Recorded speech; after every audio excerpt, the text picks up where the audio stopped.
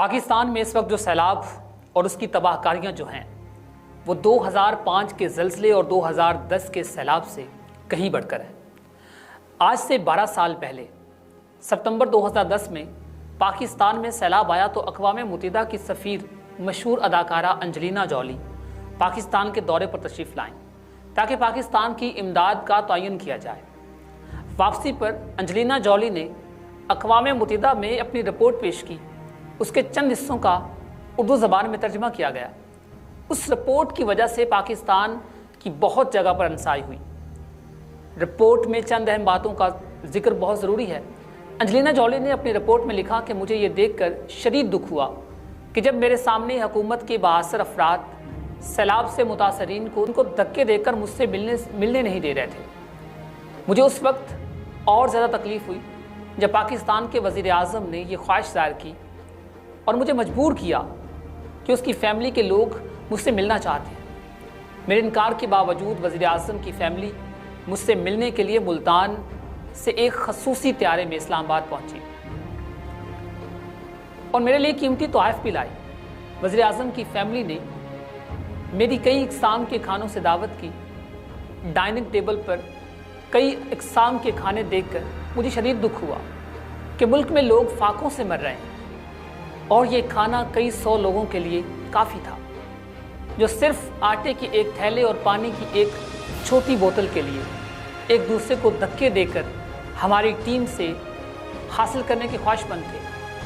مجھے حیرت ہوئی کہ ایک طرف بھوک، غربت اور بدحالی تھی اور دوسری جانب وزیر اعظم ہاؤس اور کئی سرکاری عمارتوں کی شان و شوکت، ٹھاٹ باٹ اور حکمرانوں کی عیاشیاں تھیں۔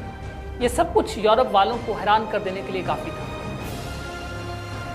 انجلینا جولی نے اقوام متحدہ کو مشورہ دیا کہ پاکستان کو مجبور کیا جائے کہ امداد مانگنے سے پہلے شاہی پروٹوکول، عیاشیاں اور فضول خرچیاں ختم کر دی جائیں۔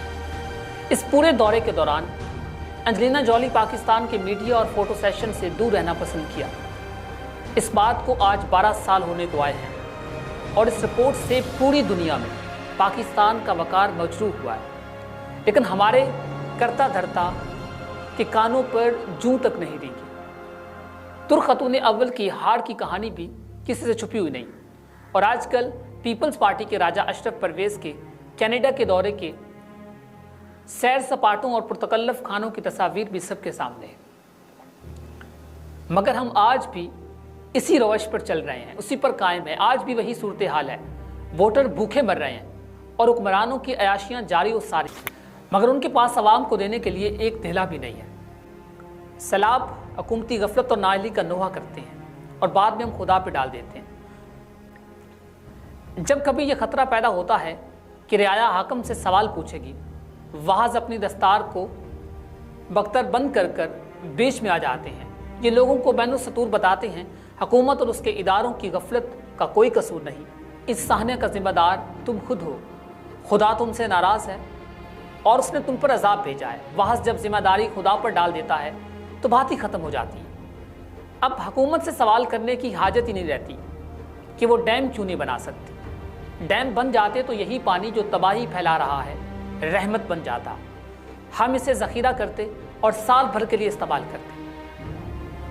این ڈی ایم کے بجٹ اور اس کی کارکردگی پر کوئی سوال اٹھانا بھی غیر اہم ہو جاتا، کیونکہ اب یہ انتظامی اہلیت کا تو معاملہ ہی نہیں رہتا۔ معاملہ تو یہ ہے کہ خدا ناراض ہے، خدا کی مرضی کے آگے اب حکومت اور اس کے ادارے کیا کریں۔ اقبال نے کہا تھا، کشتہ سلطانی او بلائی و پیری، وحظ اب گویا اس کی شرح بیان کر رہا ہے کہ یہ کشتہ مرجان کتنا مخفی ہوتا ہے۔ دیکھنے میں تو حضرت وحظ سیدھے سادے بھولے بھالے انسان ہیں، لیکن اپنے نقص و فہم کا اصول کفو اومنی بسو کے ووٹ کی طرح ہمراہ لیے پھرتے ہیں۔ مسافہ کرنے کے لیے کسی غریب کا ہاتھ بڑھے تو بے نیازی اور عقارت سے اسے ٹھکرا دیتے ہیں، لیکن بارگاہ اقتدار میں حاضری ہو تو بازو واہ ہو جاتے ہیں اور آنکھیں کوسے قزا جاتی ہیں۔ یہاں مسافے گوارا نہیں، وہاں پروانے کی طرح معانقے ہوتے ہیں۔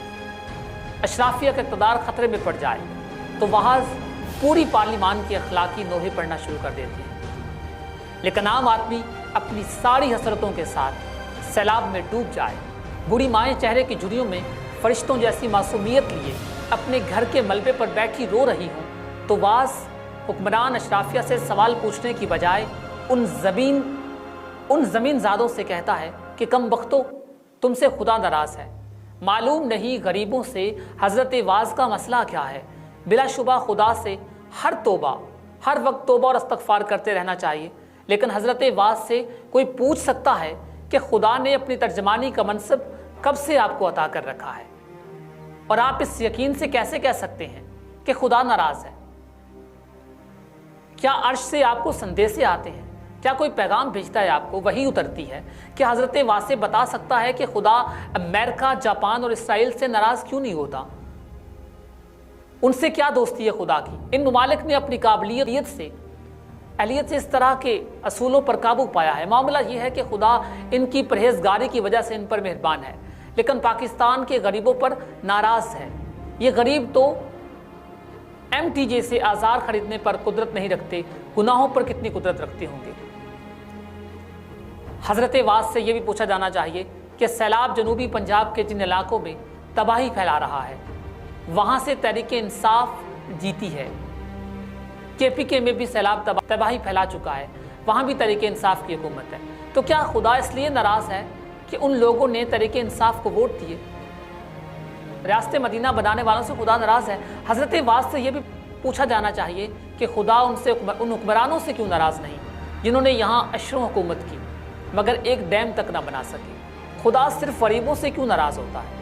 وہ ان واعظوں سے کیوں خفا نہیں ہوتا جو دربار میں دعا کو بھی قصیدہ بنا دیتے ہیں اور حکمرانوں کو ان کا قرض یاد دلانے کی بجائے مجبوروں کو بتاتے پھرتے ہیں کہ خدا تم سے ناراض ہے، خدا رحیم و کریم ہے؟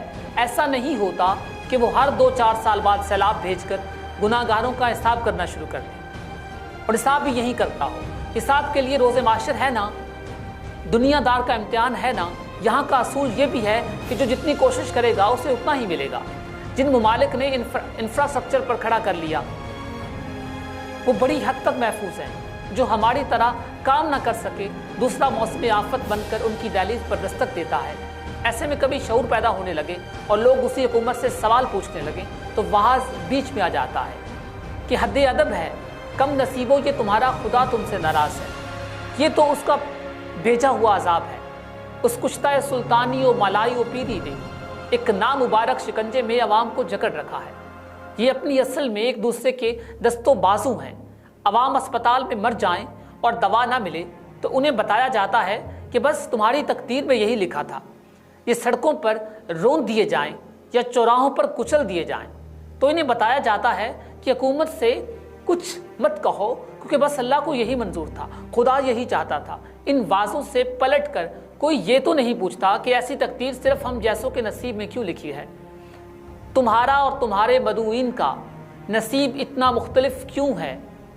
دنیا میں خدا کی ایک سنت ہے، جو رسول اللہ کے منکر ہو جائیں ان کے لیے خدا اسی دنیا میں قیامت صغریٰ برپا کر دیتا ہے، لیکن عذاب کو جو معنی واعظ پہنا رہا ہے علم کی دنیا میں یہ وہ اجنبی ہیں۔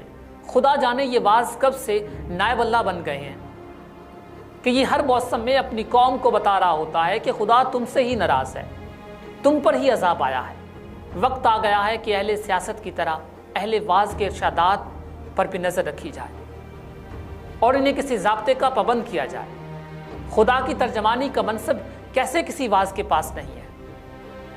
اللہ نے کسی کو دیا ہی نہیں۔ اقبال بھی حق شناس تھے، کہاں یاد آئے باقی نہ رہی تیری آئینہ ضمیری، اے کشتہ سلطانی و ملائی و پیری۔ آج تو بیر کے کوہستان میں 5 بھائی سیلابی ریلے کے بیچوں بیچ پورے 4 گھنٹے تک زندگی کے درمیان جھولتے رہے۔ سوشل میڈیا پر بھرپور دہائیوں کے باوجود صوبائی حکومت ایک ہیلی کاپٹر پشاور سے نہیں بھیج سکی، جسے آنے اور جانے میں فقط 1 گھنٹہ بھی نہیں لگتا تھا۔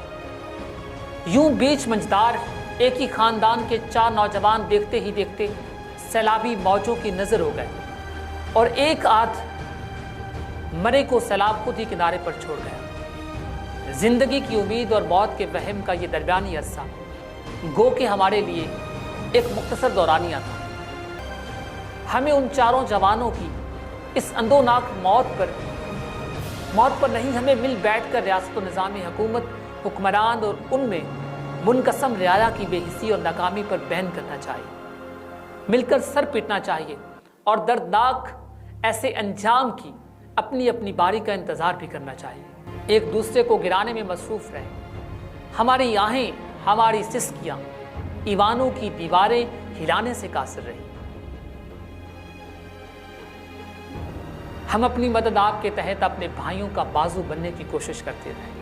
हज़ारों साल बाद भी मौरख 2022 की तारीख बयान करता हुआ अपने आंसुओं पर काबू नहीं पा रखेगा, बशर्ते कि उसमें इंसानियत बाकी हो। हम याद रखेंगे कि इन तमाम दोस्तों से माज़रत के साथ वो जिनके लिए हम सारा दिन लड़ते हैं, झगड़ते रहते हैं, एक दूसरे को बुरा भला कहते हैं, मेरा लीडर, मेरा खान, मेरा सरदार, ये सब अब पूछे आप जवाब देंगे कितनी इमदाद आ रही है, इन बेज़बान इंसानों की खातिर कितना खाना आ रहा है, इन भूख के मारे बच्चों को हुकूमत कहाँ तक मदद कर रही है, अपोजिशन कहाँ खड़ी है।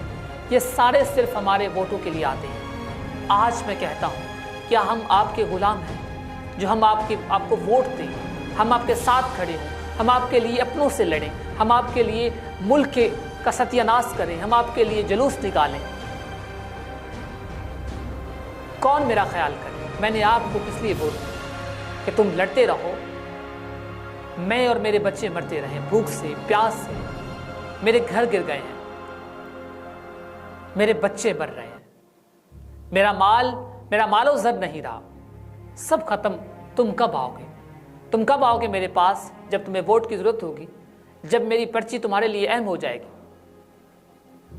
क्या मैं इतना हक भी नहीं रखता कि मैं तुमसे पूछूं